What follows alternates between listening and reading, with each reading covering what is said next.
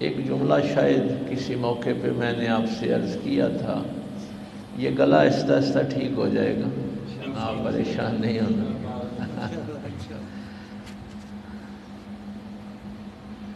کہ اللہ تعالیٰ جب کسی چیز کو تخلیق فرماتا ہے، پیدا کرتا ہے، تو رحمت کی بنیاد پہ کرتا ہے۔ سبحان اللہ۔ ہاں، تو وجود اس کائنات میں کسی بھی چیز کا شر نہیں ہے، کیا بات، بہت اچھا، سبحان اللہ، ہر چیز کا جو وجود ہے وہ خیر ہے، ماشاء اللہ، حتیٰ کہ ابلیس کا وجود بھی خیر ہے، شر نہیں۔ کیوں؟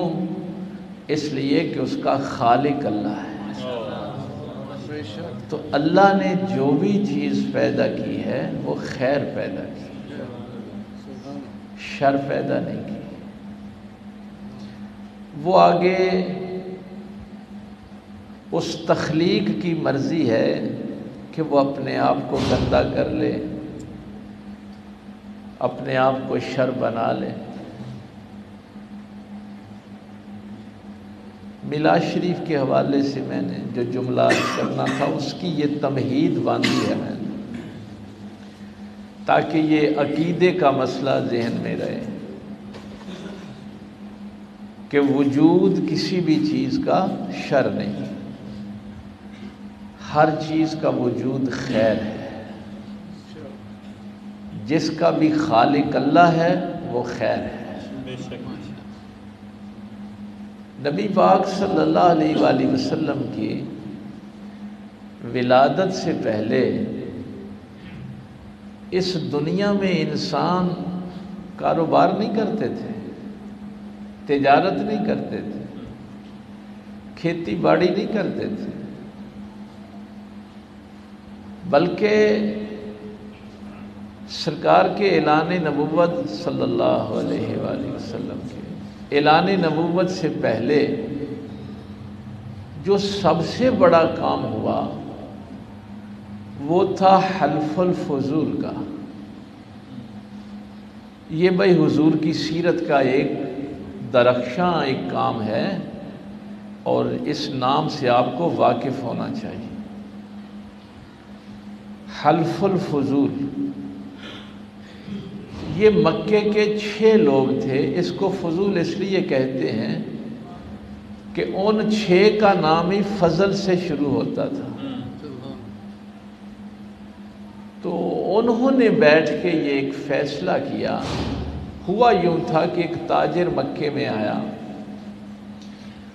تو اس سے لوگوں نے مال تو خرید لیا اور اس کو پیسے دینے سے انکار کر دیا۔ تو جب ظاہر ہے کسی کے ساتھ یہ ظلم ہو تو پھر وہ آہو بکا تو کرتا ہے، روتا دھوتا ہے کہ یار میں اتنی دور سے آیا تھا اور میرا مال تم نے لے لیا، پیسے نہیں دے رہے۔ تو یہ جو 6 لوگ تھے انہوں نے بیٹھ کے فیصلہ کیا کہ آئندہ اب ہم مکے میں ظلم نہیں ہونے دیں گے۔ یہ دور جہالت کی بات کر رہا ہوں۔ تو میرے پاک پیغمبر صلی اللہ علیہ وسلم اس اتحاد میں شامل تھے،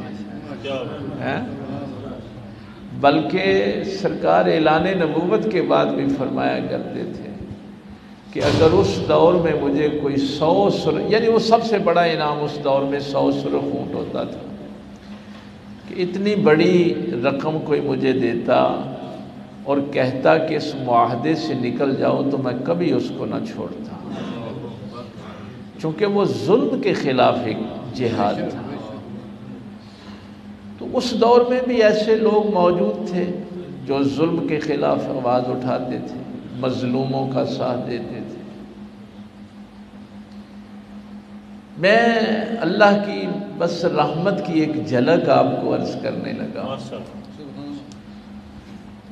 کہ اس ظلم و ستم کے دور میں چاہے چند لوگ ہی تھے جو حق کی بات کہنے والے تھے، بت پرستی کے دور میں، جس دور کو ہی دور جہالت کہتے ہیں، میرے اللہ کو یہ غصہ نہیں آیا کہ میں ان بت پرستوں پہ کوئی عذاب نازل کر کے ان کو تباہ و برباد کروں۔ میں یہ جو بت پرست ہیں میری عبادت نہیں کرتے، زمین پہ فساد پھیلا رہے ہیں، تو میں کوئی آسمان سے عذاب بھیجوں اور ان لوگوں کو تباہ و برباد کروں، بجائے ان کو تباہ و برباد کرنے کے اللہ نے رحمت والا نبی ان کو عطا کیا۔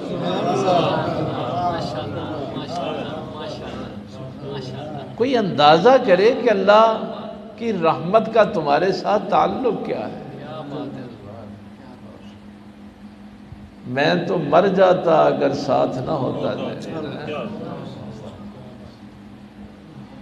تو اللہ کا جو منصوبہ ہے وہ مارنے کا نہیں ہے، اللہ کا منصوبہ تمہیں ذلیل و خوار کرنے کا نہیں۔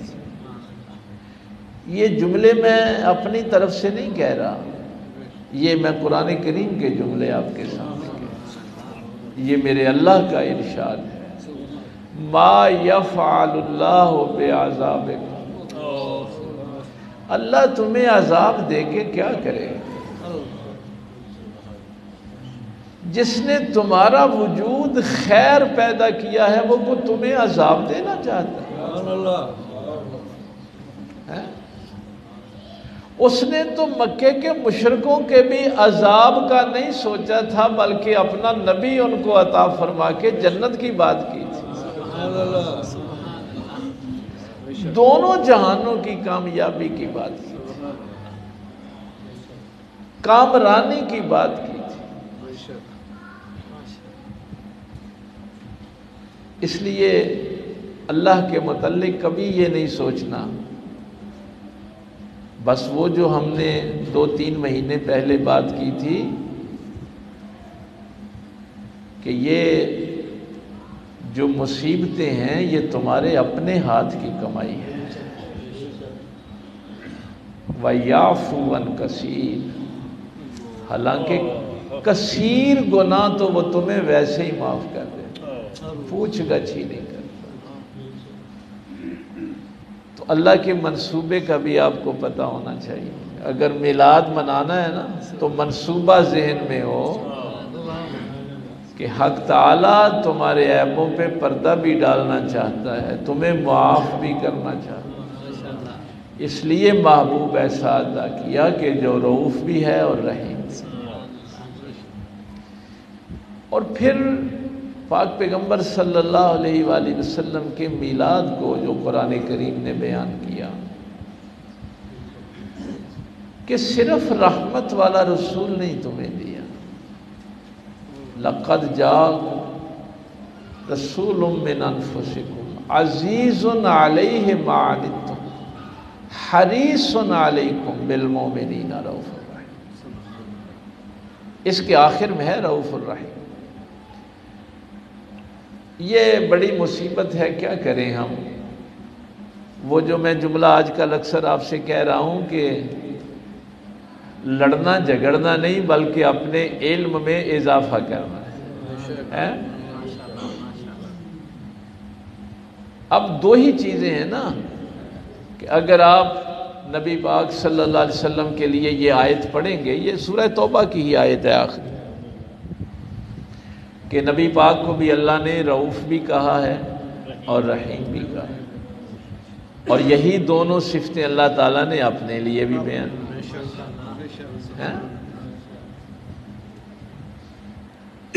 اور اگر بندہ یہ کہے کہ اللہ بھی رحیم ہے اور نبی پاک بھی رحیم ہے، اللہ بھی رؤوف ہے اور نبی پاک بھی رؤوف ہیں، تو یہ تو شرک ہو گیا۔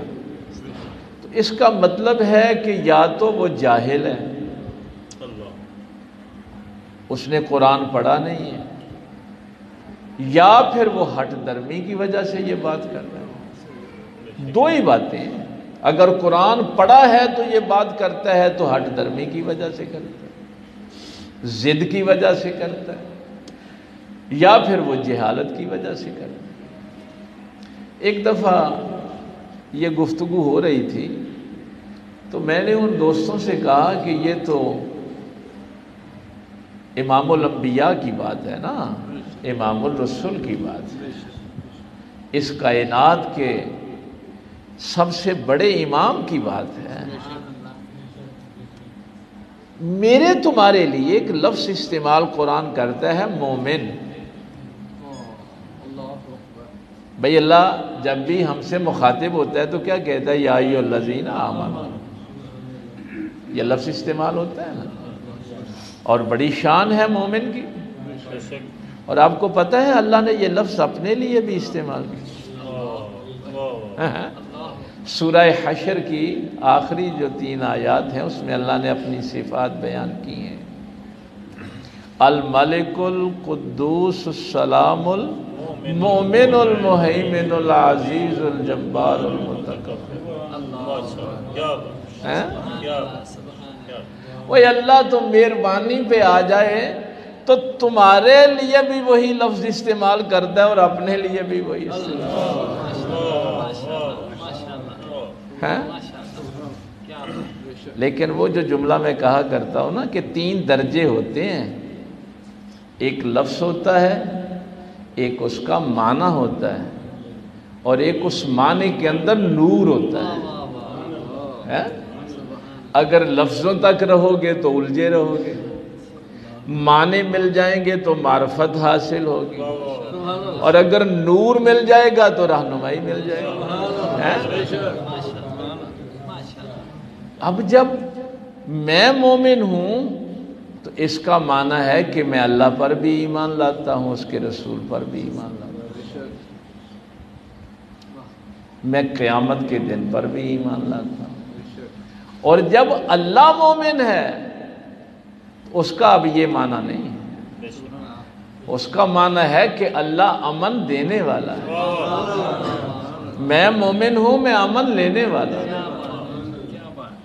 ویسے اس کی مہربانی ہے کہ وہ یہ کہتا ہے کہ اگر تم مومن ہو تو تم بھی پھر امن تقسیم کرو۔ بھائی اگر اللہ کی صفت سے واصل ہو گئے ہو تو پھر تم بھی امن تقسیم کرو۔ میں امن لینے والا ہوں، وہ امن دینے والا ہے۔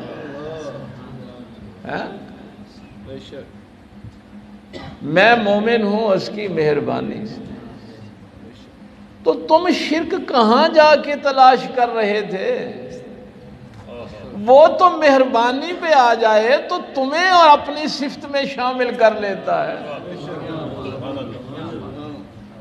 اور اگر وہ 11 ربیع الاول والا جملہ آپ کے ذہن میں ہو کہ اگر میں کہوں کہ اس کی صفات کے کوئی برابر ہے تو میں مشرک ہو جاؤں، لیکن یہ اس کی عطا ہے، اس کی مہربانی ہے کہ اپنے کام میں ہمیں شامل کر لے۔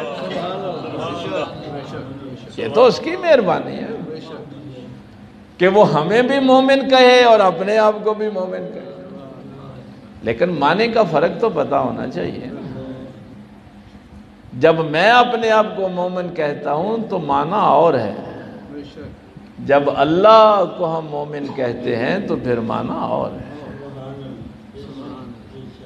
جب آپ آیت الکرسی پڑھتے ہیں اللہ لا الہ الا هو الحی القیوم، وہ حی ہے، زندہ ہے، اور میں بھی زندہ ہوں، اللہ بھی زندہ ہے اور میں بھی زندہ ہوں، تو کیا کہیں گے یہ شرک ہو گیا؟ نہیں، میں اس کی وجہ سے زندہ ہوں، میں ہمیشہ سے زندہ نہیں ہوں، جب تک زندہ رہوں گا اس کی وجہ سے زندہ رہوں گا۔ تو اگر کسی کو ان معنوں میں فرق کا نہیں پتا تو وہ تو بیچارہ الجھ جائے گا، وہ تو شرک کرتا پھرے گا۔ اور کلمہ پڑھنے والوں کو مشرک نہ کہو، کلمہ پڑھنے والے مشرک نہیں ہوتے۔ یہ تو درمیان میں بات آ گئی، پتہ نہیں کدھر کو ہم نکل گئے۔ بات یہ کر رہا تھا کہ اللہ تعالیٰ نے جب یہ بات بیان فرمائی کہ میرا رسول بھی رؤوف بھی ہے اور رحیم بھی۔ تو یہاں کیا معنی ہوگا؟ اللہ اگر رحیم ہے تو ذاتی طور پہ رحیم ہے، یہ صفت اس کی ذاتی ہے، اور نبی پاک صلی اللہ علیہ وسلم رحیم ہیں تو عطائی طور پہ رحیم ہے، وہ اللہ کی عطا سے رحیم ہے۔ جب فعل اپنے فاعل کی طرف ڈائریکٹ جائے تو اسے حقیقت کہتے ہیں، اور اگر فعل وسیلے کی، سبب کی، وجہ کی طرف جائے تو اس کو مجاز کہتے ہیں۔ یعنی اللہ کی رحمت ذاتی ہے، لیکن بات یہ ہے کہ وہ جب ہم پہ رحم کرتا ہے تو وسیلہ مصطفیٰ سے کرتا ہے۔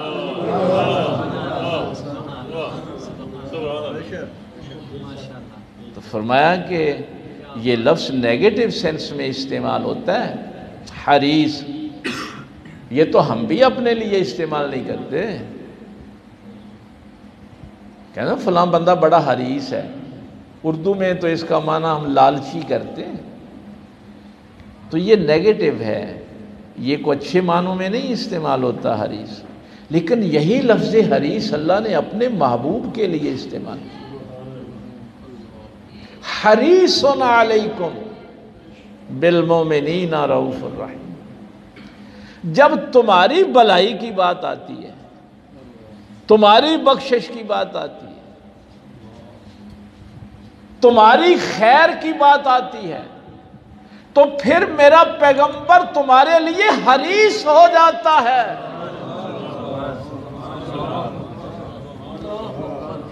وہ کلمہ پڑھنے والا پوچھے کہ میلاد منانا ہے یا نہیں منانا، کہ تمہاری حالت تو یہ تھی کہ تم بت پرست تھے، ظالم تھے، بچیوں کو زندہ درگور کر دیتے تھے، اور اس حالت میں میں نے تمہیں اپنا محبوب دیا کہ جو تمہاری بھلائی کے لیے حریص ہو جاتا ہے۔ اس لیے فرمایا تھا کہ تم اس وقت تک مومن ہو نہیں سکتے جب تک اپنے ماں باپ سے، اپنی اولاد سے، دنیا کی ہر چیز سے بڑھ کر اللہ کے نبی سے محبت نہیں کرتے، نہیں ہو سکتی۔ کیوں؟ کہ تمہارے ماں باپ ایک حد تک تم سے محبت کرتے، وہ غصے میں آ جائیں تو آنکھ نامہ دے دیتے ہیں، گھر سے نکال دیتے ہیں، روٹی بند کر دیتے ہیں۔ اس کائنات میں اگر تمہارا کوئی سب سے بڑا خیر خواہ ہے تو وہ تمہارا رسول ہے۔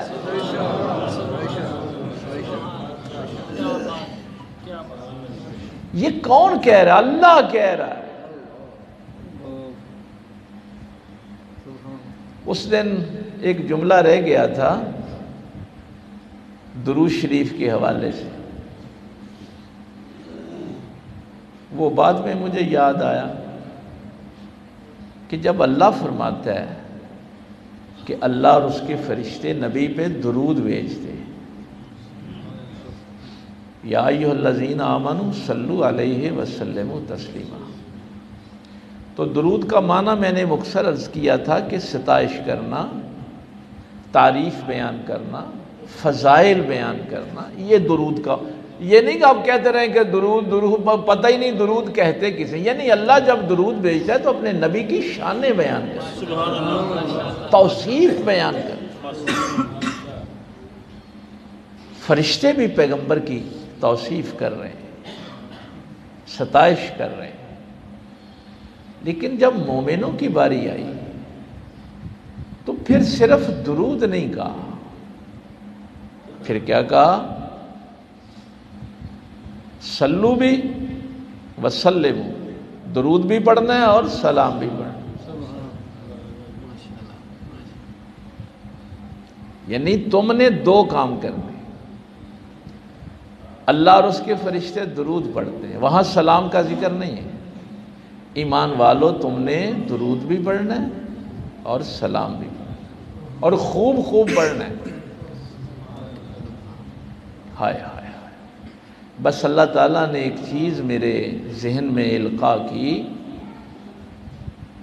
کہ سلام تو ہوتا ہی اسے ہے جو موجود ہو.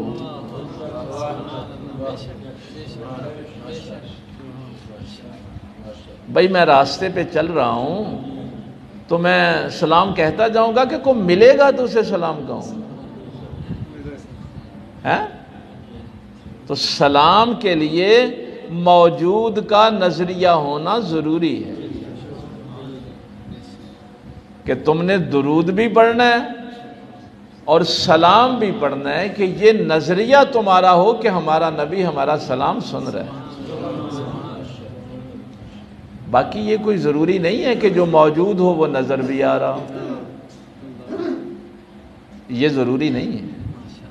شیطان یہ وسوسہ ڈالے گا کہ اگر موجود ہیں تو نظر کیوں نہیں آ رہے. قرآن نے اس کا بھی جواب دیا. تمہارا عقیدہ ہے نا کہ عیسیٰ علیہ السلام زندہ ہیں،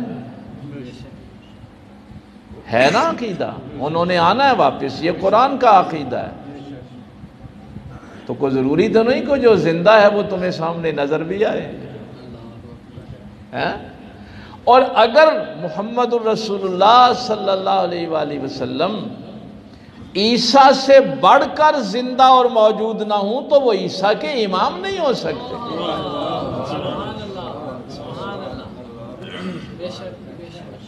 ہاں، یہ صفات خیر اللہ تعالیٰ نے اپنے پیارے محبوب صلی اللہ علیہ وسلم کو عطا فرمایا. تو آج میں نے اس حوالے سے صرف گفتگو کرنی تھی کہ کبھی یہ تعلق، یہ محبت یہ پیدا ہو تو احساس بھی ہو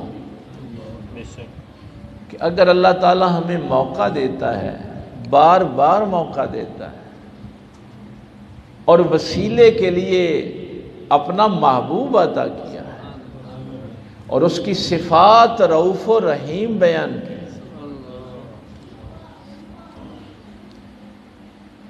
یہ کبھی موقع ملا تو میں اس پہ تفصیل سے بھی عرض کروں گا. دو چیزیں ہوتی ہیں، یہ آج ویسے اس کو انیشیلی دیکھ لیں. ایک ہوتا ہے کہ میں کہوں کہ اسلام قبول کر لو. مثلا پاک پیغمبر صلی اللہ علیہ وسلم نے آ کے کیا فرمایا؟ قولوا لا الہ الا اللہ تفلحوا. اللہ کو معبود مان لو، کامیاب ہو جاؤ گے. اللہ کو اپنا حاکم مان لو، حکمران مان لو، کامیاب ہو جاؤ گے. ایک ہوتا ہے یہ زبان سے کسی کو کہیں وہ اسلام قبول کر لے، دنیا و آخرت میں کامیاب ہو جائے گا، تجھے اللہ کی رحمت نصیب ہوگی، تیرے معاملات اس دنیا. اس آیت میں کیا ہے؟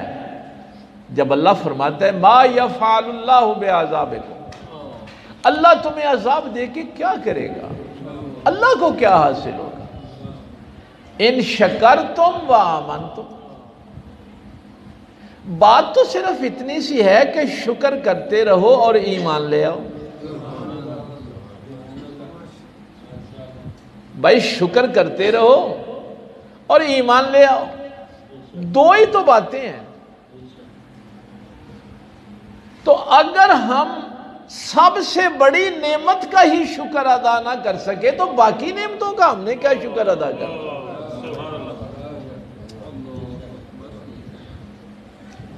مثلا جو نعمت ذریعہ ہے میری کامیابی کا، اگر میں اس نعمت عظمیٰ کا ہی شکر ادا نہیں کر سکتا، اور حقیقت ہے بھی یہی کہ میں ساری زندگی بھی سجدہ ریز رہوں تو میں شکر ادا نہیں کر سکتا. اس آیت کی تفسیر میں بھی مفسرین نے یہی لکھا ہے. وہ جو اس دن میں نے منہ اور احسان کے فرق کو عرض کیا تھا کہ اللہ فرماتا ہے کہ ہم نے مومنوں پر منہ، یعنی اس کا معنی ہم احسان کر لیتے ہیں، ویسے یہ معنی نہیں ہے. حل جزاء الاحسان الا الاحسان. تو اس میں بھی مفسرین نے ان دونوں آیات کے حوالے سے جو بات لکھی ہے تو وہ تفصیلی، لیکن ایک دو جملے میں صرف عرض کر دوں، اور اس کو پھر جوڑا ہے سورہ والضحیٰ کی آخری آیت کے ساتھ، وَأَمَّا بِنِعْمَتِ رَبِّكَ فَحَدِّثْ۔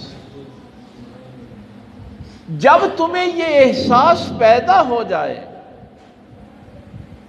کہ ہم اللہ کی نعمت کا شکر ادا نہیں کر سکتے، یہ جو نعمت عظمیٰ اللہ نے ہمیں عطا فرمائی ہے، ہم ساری زندگی بھی سجدہ ریز رہے ہیں تو ہم اس نعمت کا شکر ادا نہیں کر سکتے،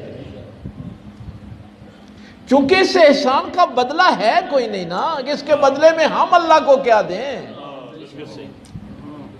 بھائی اللہ نے تو فرمایا کہ میں نے تم پہ منع کیا ہے کہ تمہیں اپنا محبوب دیا، ہم اس کے بدلے میں ہم اللہ کو کیا دیں؟ حل جزاء الاحسان الا الاحسان، احسان کا بدلہ تو احسان تھا، تو ہم نے اللہ کا کیا کیا؟ تو پھر اس کو مفسرین نے اس آیت کے ساتھ جوڑا ہے کہ جب کسی کا شکر ادا نہ ہو سکے، ہم محدود ہیں نا، وہ لامحدود ہے، جب شکر ادا نہ ہو سکے تو پھر جہاں بیٹھتے ہو اس نعمت کا ذکر تو کیا کرو، وَأَمَّا بِنِعْمَتِ رَبِّكَ فَحَدِّثْ۔ اور جب بدلہ نہیں دے سکتے تو یہ تو کر سکتے ہو نا کہ جہاں بھی بیٹھو میرے محمد کا ذکر تو کرو۔ نعرہ تکبیر، اللہ اکبر، نعرہ رسالت، نعرہ حیدری، جشن عید میلاد النبی، زندہ باد، سبحان اللہ۔ اتنا بھی نہیں کر سکتے، اور پھر یہ کتنی بڑی بات ہے، کتنی بڑی بات ہے کہ جب اس اتباع میں، اس فرما برداری میں آؤ گے۔ بھائی دیکھیے شکر، میں تو اکثر جب قرآن کریم کی یہ تفسیر عرض کرتا ہوں نا، میں کہتا ہوں کیسے شکر ادا کریں؟ جو ہی آپ نے رسول اللہ کا ذکر کیا، درود و سلام پڑھا، سرکار کی تعریف و توصیف میں کچھ جملے کہے، تو آگے سے اللہ نے کیا فرمایا؟ یحببکم اللہ، تو میرے نبی کی غلامی کر رہے، اب اللہ تجھ سے محبت کرے گا۔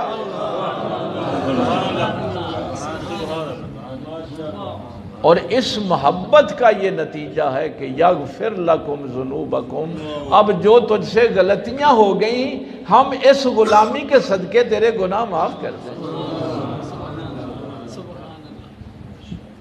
اب کیسے بندہ کہہ سکتا ہے کہ میں اس نعمت کا شکر ادا کر سکتا، کہ جیسے جیسے تم اس نعمت کے شکر کی طرف آتے ہو اتنی اللہ پھر فرماتا ہے کہ میں تیرے ساتھ محبت میں اضافہ کرتا جا رہا ہوں۔ اور اسی کو وہ جو میں جملہ اکثر آپ سے کہتا ہوں کہ تیری معراج کے تو لوح و قلم تک پہنچا، اور میری معراج کہ میں تیرے قدم تک پہنچا۔ سرکار حسن رضا اعلیٰ حضرت کے بھائی فرماتے ہیں کہ جب یہ تو بھائی معرفت کی بات ہے، جس کو جتنی معرفت ہوگی پہچان ہوگی، لیکن وہ ترتیب ذہن میں رہے کہ جو لفظوں میں الجھا رہے گا، معنی کا علم نہیں ہوگا کہ کہاں کیا معنی ہے، اس کو معرفت نہیں ملتی۔ اور پھر اس کا اگلا درجہ ہے کہ اس معنی کا نور آپ کو عطا ہو جائے۔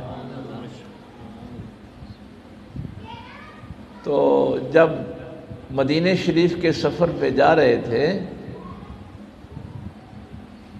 تو جوتے اتار دیے ہیں۔ ہم بھی کئی دفعہ اپنے مرشد کریم کے در اقدس پہ یا کسی اللہ کے ولی کے در پہ حاضر ہوتے ہیں یا مسجد میں آتے ہیں، جوتے اتار لیتے ہیں نا۔ یہ قرآن کریم کا حکم ہے بھائی قرآن پڑھا ہوگا نا تو آپ کو یہ سارے مسئلے آپ کے حل ہو جائیں گے. یہ قرآن کا حکم ہے کہ جب موسیٰ علیہ السلام کوہ طور پہ گئے تو اللہ نے حکم دیا فَخْلَعْنَ عَلَيْكَ إِنَّكَ بِالْوَادِ الْمُقَدَّسِ طُوَىٰ. موسیٰ جوتے پیچھے اتار کے آؤ، یہ وہ جگہ ہے جہاں کے اللہ کے انوار و تجلیات گرتی. یہ ایک مقدس طوا ہے، یہ وادی مقدس ہے. کیوں؟ یہاں اللہ کے انوار و تجلیات گرتی. تو جہاں اللہ کے انوار و تجلیات گرے وہاں تو اللہ نے اپنے نبی کو حکم دیا کہ جوتے اتار کے آ. تو یہ جوتے اتارنے کا حکم بھی اللہ نے دیا ہے. مدینہ شریف کا سفر جوتے اتار لیے، بس ایک کانٹا چبھ گیا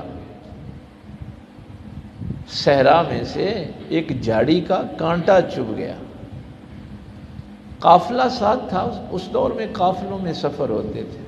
بیٹھ گئے قافلے والے بھی، کیا ہوا؟ کانٹا چبھ گیا، خون بہنا شروع ہو گیا.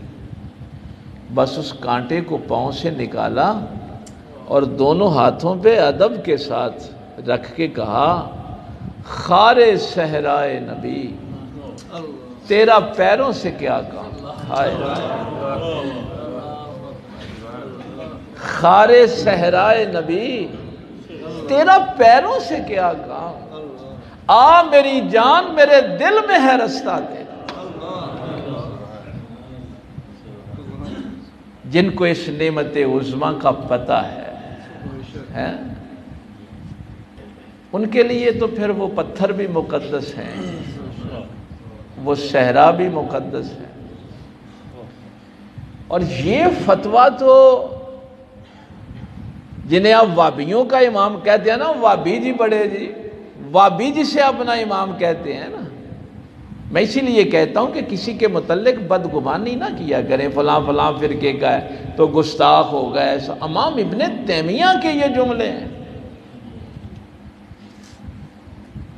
کہ اگر کسی کے کپڑوں پہ مدینہ شریف کی خاک اوڑھ کے پڑ جائے اور وہ اس خاک کو جھاڑنے کی کوشش کرے کہ مدینے کی مٹی سے تھوڑی سی نفرت کا اظہار کرے، اس کا ایمان ضائع ہو جاتا ہے. مدینے کی بے ادبی تو بڑی دور کی بات ہے.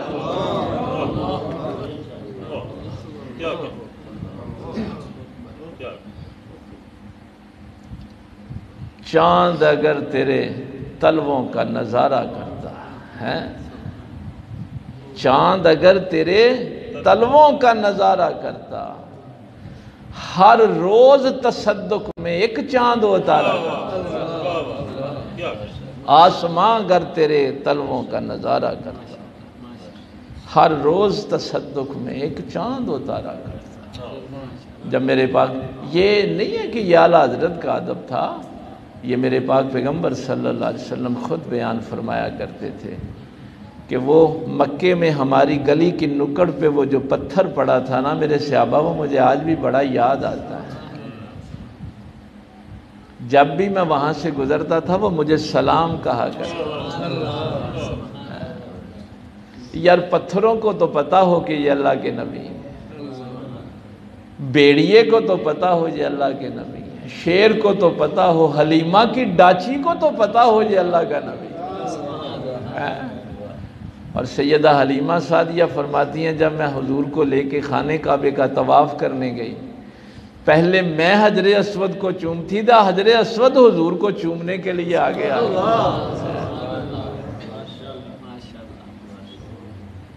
اور ایک انسان جس کو اللہ فرمائے کہ تم پہ احسان کیا ہے، کہ اللہ کی یہ مرضی نہیں ہے کہ وہ تمہیں مارنا چاہتا ہے، وہ اللہ تو تمہیں کامیاب دیکھنا چاہتا ہے. اللہ تمہیں عذاب نہیں دینا چاہتا، اللہ تو تمہیں جنت میں لے جانا چاہتا ہے. اگر اللہ کی مرضی تمہیں عذاب دینے کی ہوتی تو تمہیں اپنا محبوب عطا کرتا. اور اب بھی اگر تم جہنم میں جانا چاہتے ہو تو پھر تمہاری مرضی ہے. اللہ نے تو اپنی رحمت وہ کیا کہتے ہیں؟ ربنا افرغ علینا صبرا وثبت اقدامنا، یا اللہ اب اس صبر کو، اس رحمت کو اونڈیل دے ہمارے اوپر۔ اللہ نے بڑی مہربانی کی، اللہ نے کسی کو شر پیدا نہیں کیا، اللہ نے سب کو خیر پیدا کیا ہے۔ اپنے اعمال سے اپنے آپ کو شریر نہیں بنانا، گندا نہیں کرنا، اور اللہ نے فرمایا اگر گندا کر بھی لیا ہے تو پھر بھی پریشان ہونے کی بات نہیں۔